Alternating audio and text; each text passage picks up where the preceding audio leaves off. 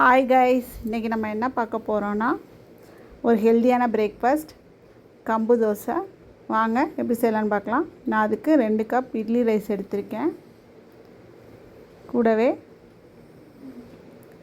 2 cup பச்சரிசி எடுக்கிறேன்.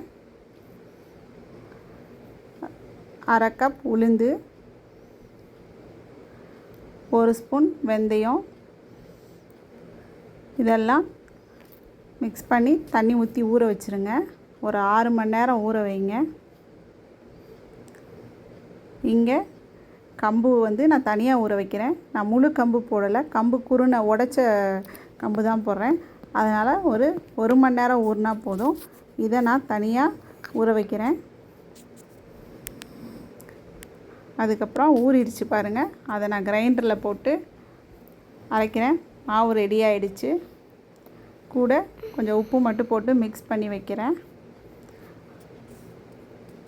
அப்படியே மாவை நல்லா கரைச்சிருங்க. கரைச்சிட்டு ஒரு 8 மணி நேரம் அப்படியே விட்டுருங்க. மாவு புளிக்கிறதுக்கு மூடி வச்சுருங்க. மாவு நல்லா ரெடி ஆகிடுச்சு பாருங்கள். இப்போது அதை நம்ம தோசைக்கல்லில் போட்டு தோசை ஊற்றிடலாம். மாவு நல்லா புளிச்சு தோசை நல்லா வருது பாருங்கள். கொஞ்சம் எண்ணெய் ஊற்றிக்கோங்க.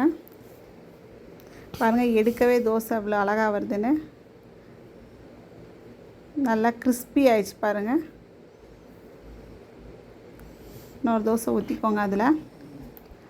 இதில் நீங்கள் கேரட்டு, ஆனியன், பச்சை மிளகாய் எல்லாம் கூட சேர்த்துக்கலாம். நல்லாயிருக்கும். நான் ப்ளெயினாக தான் ஊற்றுறேன் கம்பு தோசை.